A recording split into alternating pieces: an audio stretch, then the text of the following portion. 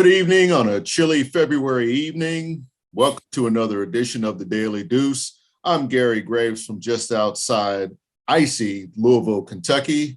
And back home in Maryland is John Webster, who I assume is safe and warm in Maryland. Safe, it's still chilly, and it's raining here, Gary, and they're calling for nasty weather this weekend. So we'll see how that works out. Hey, don't forget our man down there, Mr. Pitt. We got to recognize him. We'd be remiss if we didn't say hello to him. What's happening, Big John? Good evening, fellas. It's interesting that we had to postpone the show because of our schedules. A couple things happened this week. We'll talk about it a little bit later. Yeah, it was. Well, as always, it's an eventful week in sports. I mean, we won't even have time to talk about the beginning of the Winter Games in Beijing later on tonight or tomorrow if you're in China, which I'm assuming you're not. But the biggest thing, and we're still talking about those games last weekend, the conference title games that have given us a very compelling Super Bowl. I'll start it off, John, by talking about the AFC, because around here, it's like everybody that was ashamed to wear their Bengals garb, even talk about the Bengals, even last year, heck, even earlier this season, are now proud, Bengals fans and looking forward to the Super Bowl. And I ain't mad at them. I find it funny, and it's weird to be in a place that has that kind of energy because, of course, we haven't felt it for a long time in the Washington, D.C. area with the newly named Washington football team, but we'll get into that later. But I don't know what was more impressive about that the Bengals came back and won, or just how much Joe Burrow has matured in just 1 year and coming back from a devastating knee injury. Gary, congratulations goes out to the Cincinnati Bengals. They played a heck of a game. Down at halftime, 21-10. We're losing 21-3. They stuck to their game plan. They stuck to the game plan. I was watching the game with my son, Dante, and we were having a disagreement because Cincinnati kept kicking field goals. And Dante said, in order to keep up with Kansas City, you got to go for touchdowns. And I'm like, no, you have to stay the course. Get three. Don't start chasing points yet. Just get the points. And that's what they did. They didn't start chasing. They got the points. They stayed within striking distance. And then Kansas City started to do things that didn't make sense. Right before halftime, you could have made it 24. Well, it could have made it 21-10 at half? You could have made it 24-10 at halftime. Yeah, 24-10. And they chose to run another play, did not have a timeout. They threw a swing pass out to Tyreek Hill, and he got tackled in the field of play. End of the first half, no points. I think that was a big play. Second half comes out. They didn't have the same momentum. They had 289 yards first half of offense. At that rate, they would have had 600 yards. That's not going to happen. So they slowed down, and they could not get anything going. They punted 3 straight times. And Cincinnati continued to just chip away. And they got what they needed. I mean, at the end of the game, Kansas City was down at the 10-yard line and ended up losing like 20 yards and had to kick like a 40-some yard field goal to get into overtime. Yeah. Yes. Cincinnati, I give them all the credit in the world. They hung in there. They played a good game. It's going to be interesting in this Super Bowl, but I'm happy for Cincinnati. I'm very happy for them, and I think they did a very good job to get to where they got to.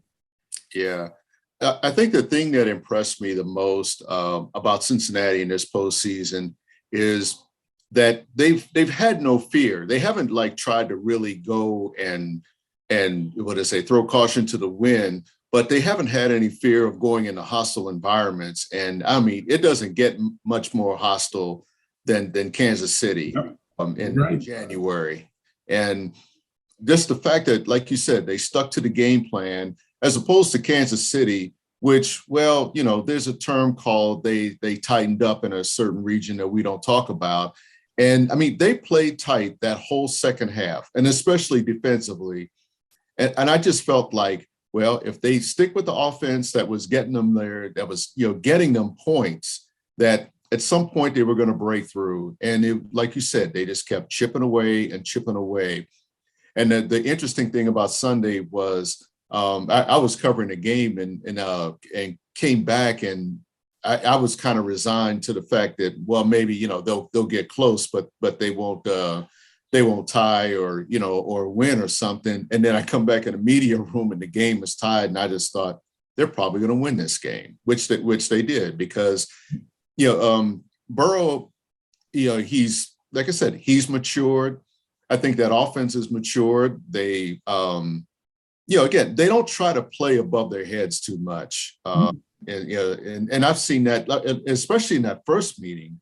I think that was a real telling look into how the Bengals might play if they had to face them again. And that's what they did on Sunday. Gary, the interesting thing to me was they played in the regular season. In the regular season, Cincinnati was down by 11 points at halftime, came back and won by 3, and Kansas City scored 3 points in that game in the regular season. This past week, Kansas City was up by 11 points at halftime, scored 3 points the whole second half, and lost by 3 in overtime. Same exact scenario both times. Yeah. It's easy to say that what works in the regular season doesn't work in the playoffs, but I think we saw how that example really doesn't hold up all the time.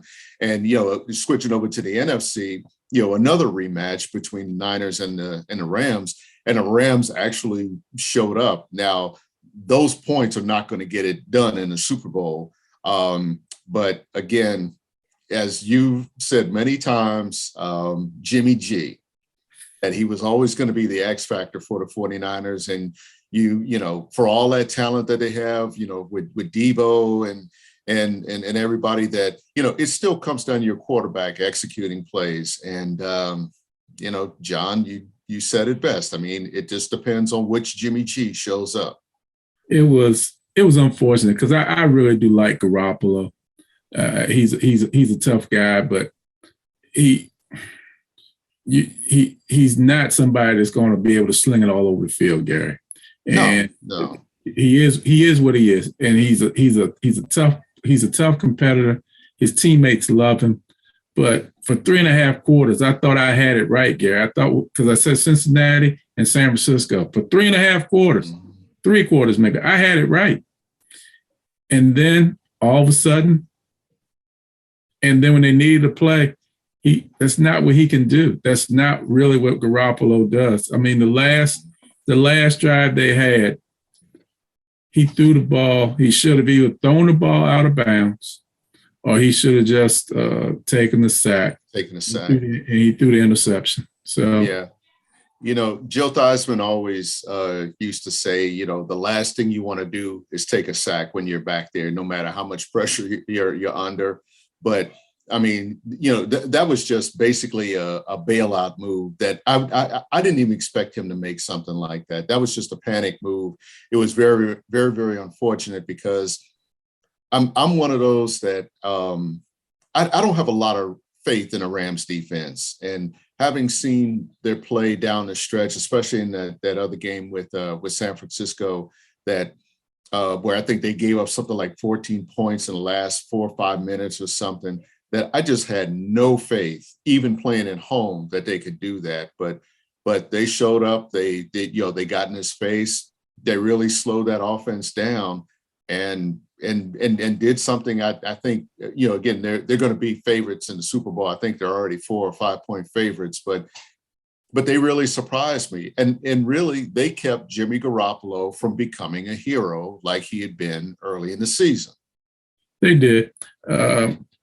That defense, they're playing.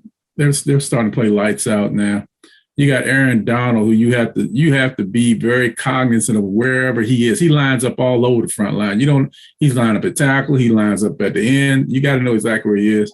And then to put Von Miller on the opposite side away from him, that's a lot. I mean, they're really. And then Odell Beckham is playing great now. Beckham, I think sometimes he doesn't get the credit he deserves. He's a very good wide receiver. He has very good hands. He catches the ball extremely well. And Matt Stafford, Hey, what can you say? He's making big throws. He's getting things in there. He had a bad throw that should have been an interception. It could have changed the game, and it was dropped, unfortunately. So we'll see. But I'll tell you what. I'll tell you this. Cincinnati's line is not known for blocking. They gave up 50-plus sacks this year to Burrow, highest in the NFL. You're getting ready to see Aaron Donald and Von Miller. Zach Taylor better spend a little bit of time these next 2 weeks figuring out some blocking schemes, because this isn't like playing the Kansas City Chiefs.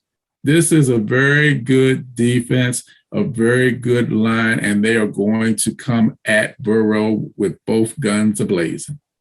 Oh yeah, it's I mean, like I still like Cincinnati because of basically the fact they're playing with house money, and Burrow. Burrow's quick release, I think, is one thing he's acquired, a skill that he's improved because of that line. I mean, he still, hits the ground a lot more than any quarterback should. And, when he had that knee injury, I was thinking, oh my gosh, this is a snake bit franchise, and they got to get some protection or else they're going to kill him. I mean, their investment is going to kill him. And in a lot of ways, even though he, again, he takes his hits, but he's found a way around a lot of them. I mean, he's very resourceful, which is a word that we bounce around a lot, with quarterbacks. But he's been very, very resourceful. Now, against that pressure that you just mentioned, with Darnold and Von Miller, yeah, you're right. They're going to have their work cut out for them. I mean, they've got to do something. Put somebody in the backfield, to pick up a blitzing linebacker or a safety or something, just to keep him on his feet. But in a game like this, I see Burrow maybe shortening the game up a little bit, or the Bengals shortening the game up for Burrow. Like you said, just keep throwing those little out patterns or something, try to get maybe 10 or 15 yards. That's because you don't want him running around there like Jimmy Garoppolo at all, because he's going to get killed. At the same time, you got to pick up those blindside blitzers. You got to do everything perfect. Look at the Joe Gibbs book, for pass protection or something to know how it's done. Well, the other thing is, and I may be in the minority on this, I'm not a big fan of the Rams secondary. I know they got Jalen Ramsey back there, who's going to go down in history as giving up the last touchdown pass to Tom Brady, but we'll come back to that in a little bit. But I'm just not a big fan of their secondary.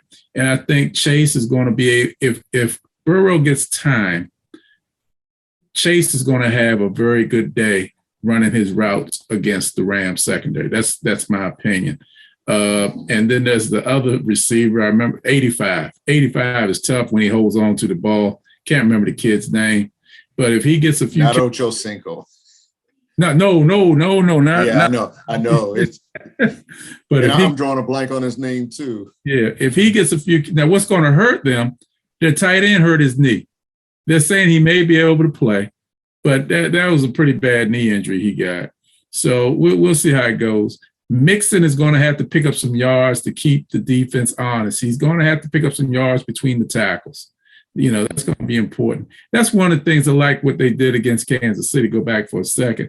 They continued to run the ball with Mixon. Even though he's getting 3 and 4 yards, sometimes just 2 yards, they still kept going with the ground game. And that's what they're going to have to do against the Rams. They're going to have to continue finding a way just to keep them honest. And again, I'll say it. If Burrow gets the time and he connects with Chase, he's going to have a field day, man, on that secondary. Yeah. But, looking over at the other sideline, and, we talk about resilience, and I don't know what you can say about Matthew Stafford, because he's a guy, I always thought he was a good quarterback. He just on some really bad Detroit teams. But I'm not real surprised that, given talent to work with, that he's thriving, that he's succeeding. No, he's not a superstar. He's nowhere close to where he was earlier in his career, but having said that, I mean, he is still throwing for a lot of yards. That's an offense that suits him. He has been able to show what he can do with good receivers, with a coach who believes in him. And you can see him, getting a lot of leeway that he didn't have in Detroit. Well, the main thing that he didn't have in Detroit was protection. And because he had the best receiver in the game. That's the big thing. Yeah, I mean, yeah, he didn't have the protection, but he had the best receiver. He had Calvin Johnson for a while. Yeah. Megatron. So yeah, I mean, no, I'm not dogging the receivers at all, but just having time to throw, just having other people around him, other skill guys around him besides one receiver. That's one thing about the Rams. They are not a one trick pony. And, yep. Right. And, I still am trying to figure out how in the world, with Beckham, it's like you talk about landing in a perfect spot. Everything you said about him just now. I've always thought he was a good receiver. I always thought his biggest thing, he just like a lot of star receivers in the NFL, they become divas after a while. And I always thought he was more caught up in his headlines than actual production. You don't hear the same thing about him out there. I mean, even though he's in LA and Hollywood and everything, but he's landed in a good situation. And I actually see a guy who's like really appreciating where he is. And you don't hear about him, throwing a tantrum or something, a la AB. You don't hear about him, trying to tell everybody, he's the best receiver in football. I mean, he's just getting out there, and maybe it's management just telling him to say, look, just do your job, and the rest will take care of itself. And he is definitely doing his job, Gary. He's playing lights out football. Like he's playing smarter. I mean, I think that's it. Sorry. He's doing a really good job, and he showed a class move last Sunday. Even before he got into the celebration part, Debo Samuel was taking that loss pretty hard. And he went over and talked to him and tried to console him a little bit and tell him, things you say, you'll get your chance or whatever. And that was a class move on Beckham's part. And like I said, he's playing really well. He is playing really, really well. And then let me also say, John Pitt just helped me out a little bit. Number 85 is T. Higgins. There we go. It's T. Higgins for the Cincinnati Bengals. Thank you, Pitt. Yeah. So we'll probably get into this a little bit deeper next week. But right now, John, who you like in the Super Bowl? Oh, you want to pick now? Now I can change it next week now, Gary. No, I just said who you like right now. Now? Okay. Well, who you like right now? Right now, I tell you, man, Cincinnati, they got everything going for them, Gary. They're playing good. They're playing with house money. You can't knock anything they're doing. They've knocked off Tennessee on the road.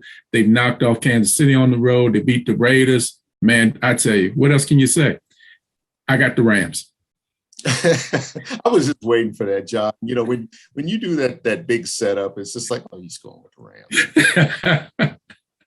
But I'm going to stick with the Bengals for right now because all of the things that you just said, they found their game at the right time of the season. Burrow. The scary thing about Burrow is that there's still a high ceiling for him. Mm-hmm. I mean, it's like for the Rams, I think you kind of expected the Rams to be here. I mean, just to be a perennial contender for the Super Bowl. Mm-hmm. Nobody, and I mean nobody, even all my Bengals fan friends out there in Northern Kentucky and Central Kentucky, or heck, even here in Louisville, they could not have told me that early in the season, even with winning some gutsy games, that they would have expected the Bengals to go to the Super Bowl. And again, I think with that high ceiling, nothing is given because you got to take that window when you can get it. And you don't know how quickly it's going to close. Back to when we had just projected the Seattle Seahawks to become a dynasty, and they go back the next year and Pete Carroll on the 1 yard line anyway. But again, I feel like if you're Joe Burrow and the Bengals, you've got this opportunity, take advantage of it. You got to do it. For Matthew Stafford, it's a last chance in a sense. Because I mean he's up there. It's a last chance for really a lot of those players, and I think I can understand why they're early favorites right now. But I just like how the Bengals are playing, and once I do a little bit more homework on them, we'll come back to this next week and see exactly what our predictions will be. How about that? All right. So let's see what else happened in football locally. Oh, yeah. The Washington, formerly known as the Washington football team, now known as the Commanders, after much hype and anticipation for the better part of 2 years, they have settled on the Commanders as their name. By that deep side, John, you could pretty much tell how I feel about it. It's not like I dislike the name. It has a lot of local connectivity, relevance or whatever, which goes into some of these nicknames, but Washington Commanders just does not roll off the tongue. And nicknames, they just, I can't even think of a nickname for Commanders right now, a shortened nickname. Nothing that would be proper, but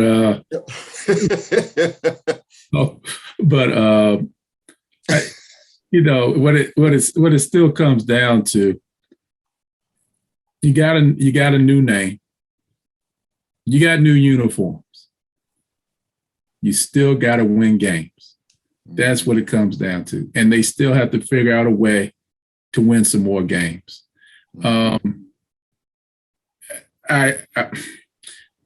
The ceremony they had yesterday, it was a ceremony. Some back here in this area, Gary, are not too fond of the ceremony. They think it lacked the pizzazz that it needed. But for me, you just got to win some games, man. And I told you on this show, and I've said it for a long time. When I first moved up here from Salisbury, I became a fan of the Washington team. Back when Jack Kent Cook owned the team, Joe Gibbs, George Allen, and I loved those Sundays at 1:00. Me and Dad watched the games. I loved it. But since the ownership has switched over to Daniel Snyder, I'm not as enthused or entrenched or enthralled by rooting for Washington. I like a lot of things about them, but I just have a hard time getting past Daniel Snyder. And I think that he took what was a proud organization and he has turned it into a dumpster fire. And very rarely do you hear me using terms like this or saying things negative, but I just think that he has not done the best that he could do for this organization or this town. And maybe he can get it together. I don't know, Gary. He's has a few things that he's dealing with right now as well that we don't really have to go into. But at the end of the day, you got to win games. It's great. You got 3 different uniforms. You got a black on black, a white on white, a burgundy on burgundy. That's beautiful. You got a new nickname. That's great. And you got block W on the helmet like the Green Bay Packers with the G. That's what that is. That's what it comes down to. But guess what, Gary? Guess what, Pitt? All that means nothing if you don't win games. John, I couldn't have said it better. I think the biggest problem with Snyder is that I don't think he continues to look at it like a commodity. He runs this team like it's a commodity, which on the one hand, if you're an NFL owner, if you're a team owner, you have to do that from a bottom line standpoint. But long ago, John, and I said this when I was covering Tampa Bay, and the Culver Houses owned the family. And they were one of the more profitable teams, even though they got beat on the field every single, most weekends. And that there's very little incentive for a lot of these NFL owners to win a Super Bowl because there's so much money in licensing, merchandising, TV money, all of those things that they can control.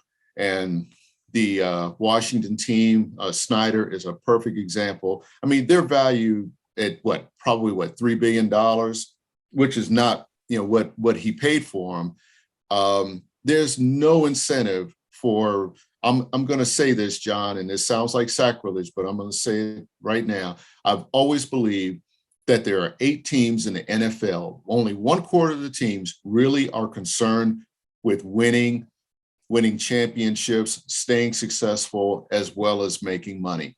And those are the teams that you see in the playoffs every single year.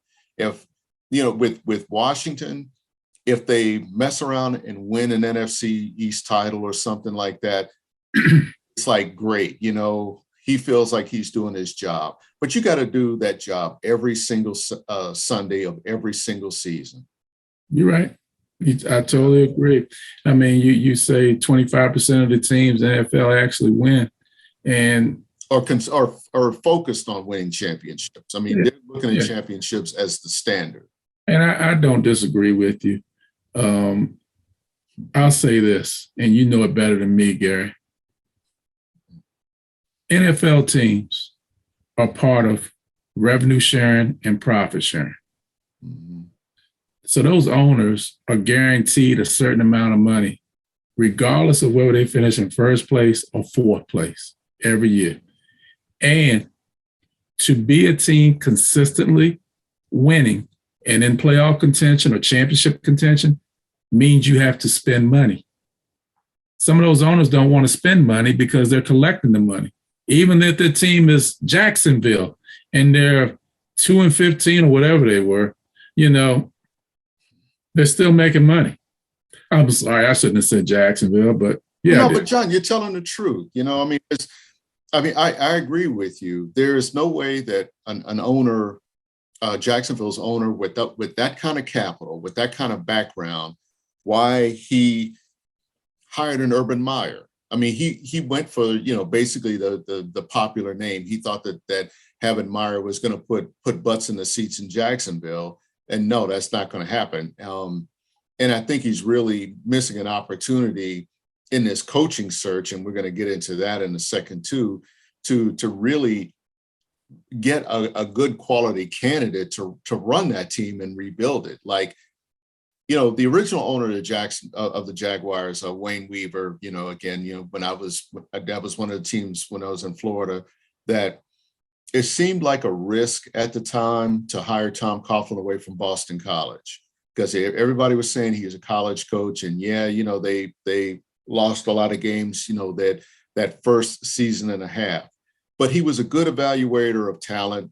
Mm-hmm. He was a tight ship, and he really built that team from scratch.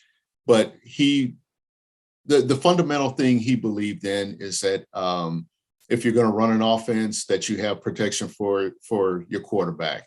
And he drafted Tony Baselli and turned Mark Brunell, basically into a Pro Bowler. I just feel like, these owners that in Jacksonville now, he's got to think about a way to protect Trevor Lawrence, protect his long-term investment if he wants it to be a long-term investment.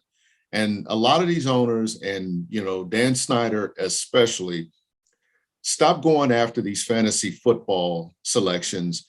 Get somebody in there who really knows the draft. You've actually got a good coach to run this team. Tap into what he knows. Make sure that you have somebody in that front office that can go out and evaluate talent. He doesn't have to be Bobby Beathard. He doesn't have to be Charlie Casserly, for that matter, an underrated evaluator of talent and how to build teams. You just have to you got to get somebody in there that isn't your yes man. Somebody's got to get in your face and say, Dan, this is not who we're going to draft on draft day. He's gotten people together. I like the people he has there, but I just have so much. He's got to step away from it. That's the biggest thing. He's got to step away from it before I just have so much disappointment for Dan Snyder. It just makes it hard for me to look at Washington and see anything fruitful for the future. And I'm with you. I like Rivera. I think Coach Rivera is a great coach, and I think he's doing a good job there. They brought in Jason Wright on the business side. I think he's doing a good job on that. You already had Doug Williams there, and he's, a great talent evaluator. They have some pieces in place. If they could just assist in having Daniel Snyder sit up in the booth somewhere and stay away from it. One of the things Jack Kent Cooke used to do, Gary, the only time he would get involved with Bobby Beffett and Joe Gibbs, if they had an argument and you needed somebody to break the tie, he basically told them, you run the team, I just need you to make sure it works. And he stayed out of the way. And another team, New England Patriots, say what you want about them. Mr. Kraft is up in that box. He's not in the middle of the field trying to run everything, and that's the Rams. Where was Stan Kroenke on Sunday? He was up. You don't hear about him. He just. How much do you hear? How much do you hear Steve Bisciotti's name up in Baltimore? One of the best owners in football. One of the absolute. Yeah. You hear him none. He gives it to his guys to run that team. He gives it to them, and he lets them run, and he gives them the tools they need to be successful. Not the tools he wants them to have, but the tools they want to have and what they feel they need. That's a difference. That's a difference. I mean, Daniel Snyder has a penchant for running a team similar to a guy down in Texas named Jerry Jones. And how's that worked out for him? Look at it, and John Pitt. That's no offense to you, but yeah, John, I didn't mean it towards you, man. Gary got me going. This whole Daniel. No, and John Pitt. Look, I know John didn't mean that way either. I mean, I think he's just saying that. These hands-on owners that feel like, oh, I did it myself. This is my thing. Those are the ones that, it's going to get you so far. Dallas is on the cusp of something, but they can't get over the hump. And I still think a part of it, if you got a football person in Dallas, that team would be in a Super Bowl within 2 years, maybe even next year. Well, they'll have a football person in place next year when the coach becomes Sean Payton. Guarantee that's going to happen. Guarantee. All right. That's a perfect segue. I guess we could talk a little bit about some of the head coach hirings. And I'm going to start off with the whole Brian Flores situation, John. With him filing suit against the NFL, the Giants and the Broncos over their minority hiring practices. A class action lawsuit is basically going to reveal the open secrets that we've known. I'm not a legal person, and because of who I work for, I'm not going to have an opinion about what should happen.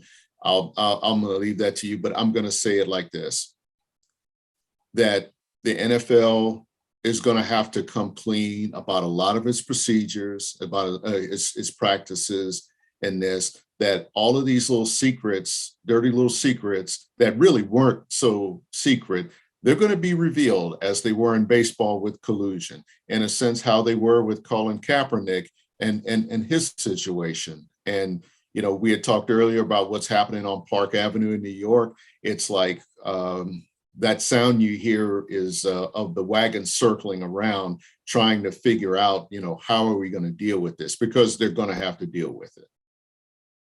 It's an unfortunate situation, a dichotomy of the more things change, the more they stay the same. And Gary, since the Rooney Rule has been in effect, you have hired 17 minority coaches. Most of them have stayed on their job. You have a couple of them, like Mike Tomlin, still on his job about 15 years now, but most of them have stayed on their job about 3 or 4 years. And most of them got one shot Lovie Smith got 2 shots. Roman Cornell got 2 shots. David Culley. Lewis, Marvin Lewis got a Lewis. shot, and Yeah. he lasted a lot longer in Cincinnati than anybody would have expected, even through some bad years. Yeah. And you look at this right now. And Gary, let me tell you something. And I'm going to come to Flores. I know you asked about Flores, and I'm sorry, but you have 9 openings right now for the NFL. Well, you had 9. Let me rephrase it. You had 9. You have filled 5. And there's a chance that not one minority is going to get a job. Mm-hmm. Todd Bowles was the leading candidate for the Minnesota Vikings job. Coach Kaki, and I love Coach Kaki, but he came in, he got the interview, he thought he was going to get the job, he didn't get the job. And now the leading candidate for the job in Minnesota is Kevin O'Donnell, who's the offensive coordinator for the Los Angeles Rams. And Sean McVay is the one calling the plays. Mm-hmm. It's not O'Donnell. And what happened to Todd Bowles? Yeah. What happened? Yeah. What Flores. Leslie Frazier? I'm thinking names off the top of my head. Frazier, Byron Leftwich, Eric Bieniemy. Yeah. Who should have been a coach by now. Yes. And he's not. I haven't even heard him mentioned for a coach job, as opposed to maybe 2 years ago where he was the hot commodity, but he still didn't get hired then. What about that? I'll tell you. And what I'll say about Brian Flores, I give him a lot of credit, man, because sometimes to make a difference, you sometimes have to stand by yourself. And sometimes standing by yourself means you're going to have to sacrifice some things for yourself for the betterment of others behind you. This is what I think he's doing. I have nothing but the utmost respect for what he's doing. It's the same thing Colin Kaepernick did. Kaepernick took a stand, hasn't been back in the NFL. I don't know if he'll ever be back in the NFL, Gary. No. At this point, too many years have passed. I mean, you're talking about, going on 5 years since really, he was effectively blackballed from the NFL. Yeah. Maybe it's Brian Flores's, I'm going to say duty, for lack of a better word, to basically, carry that torch for Colin Kaepernick, not so much in terms of, well, I'm gonna say doing that in terms of making sure that minorities get opportunities to coach, in the NFL, and opening doors and such. I mean, with Kaepernick, it was a matter of collusion. This one is more sinister. It's darker, and we're probably going to learn a lot of things that, again, we probably already suspected. And, you can go back to, Belichick's, mistaken text. You can go back to John Gruden's emails between, John Gruden's emails. You're going to bounce him out. I'm sorry, I didn't mean to cut you off. You're going to see, you're interesting you brought up Gruden. All those things are going to be intertwined with all this going on. The Gruden investigation, because you want to still see those emails that the NFL won't turn up.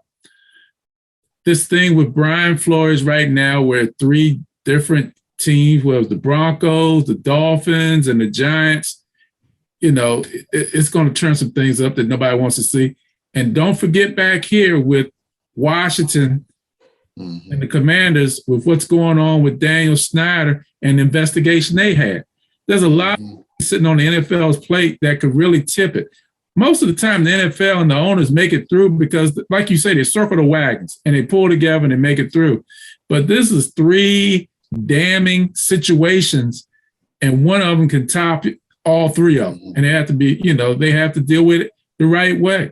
They have to investigate it and find out what's going on. And you got to look at this thing with these owners. Now, let me just say this, Gary. I'm going to just put it to you like this. These owners, this is their team, and they have the right to hire who they want. That's how they look at it. But if you want to make this Rooney Rule work, You have to hit them where it's going to hurt, and you have to put some rules in place. Not just draft picks, Gary. Like we said earlier, draft picks don't mean a doggone thing to a lot of these owners because they're not trying to win anyway. How do you hurt them? Hit them in their back pocket. Take some of that revenue sharing money from them. Take some of that profit sharing money from them. That's the only way they're going to feel it. Some of these owners don't care if they don't have a first round pick. They don't care. They only have first round pick players on the team. So what difference does it make? But if you hit them in their back pocket and they're not getting the TV money, they're not getting the revenue sharing, they'll stop and they'll think then. And then Eric Bieniemy will get to the table and get an interview, a proper interview. Not just get to the table and have an interview, a proper, real interview. Not one where you just check in the box that I interviewed this black guy or I interviewed this Hispanic guy. You actually are taking an interest in this guy and realizing he has something to bring to the table. And that's the unfortunate thing that's not going on right now. There's no checks and balances to make sure that the Rooney Rule is being followed. When the Rooney's put it in place, it was a good intention rule. It was good intention. I mean that sincerely. But now you have checks and balances to make sure that the Rooney Rule is being followed as it should. And now you're having situations where a Brian Flores is filing a class action lawsuit, and you have an Eric Bieniemy who can't even get an interview, or a Todd Bowles who can't get another shot at a job. I mean, and what does Byron Leftwich have to do to get a job? You know, I mean, how about this one? Let me give you this one. There's probably another coach out there I'm forgetting. How about Josh McCown? Josh McCown is coaching high school football. He is not in the NFL anymore, and now he's a leading candidate for a job. Why? How? I just it's utter. I have to calm myself on that because that's one that gets me worked up with some of these jobs. I mean when these things come open, it's a joke. It's a travesty. It's a farce. The way that these teams try to adhere to the Rooney Rule, and I really hate to call the Rooney Rule a farce because I mean in a sense. It did give us a coach like Mike Tomlin, who's a certain Hall of Famer, in my opinion. So, that's one, John, we're going to have to really, really watch and see how like the initial proceedings pan out to see whether we have something to look forward to or we just say it's the same old, same old. This one of these times, Gary, where, conversation like this burns a hole in my spurs. Gets me going. Oh man, I was gonna say Clint Eastwood called, and he wants to, that's okay. Hey, as we wrap it up, John, we got to give props and proper recognition to one Tom Brady, who officially announced his retirement earlier this week. I mean, I don't even know what superlatives you can use that haven't already been used to describe him. Whether you loved him or hated him, it's like, hey, 7 Super Bowls are what they are. And you just consider this, that in his final season, he still led the league in yards and touchdowns at the age of 44. That's greatness to me. If not the greatest of all time. I'm saying, well, that's if he's not the greatest quarterback of all time. I don't know who is. I mean, to me, Jim Brown is still the best player of all time in the NFL. But Tom Brady is definitely the greatest quarterback.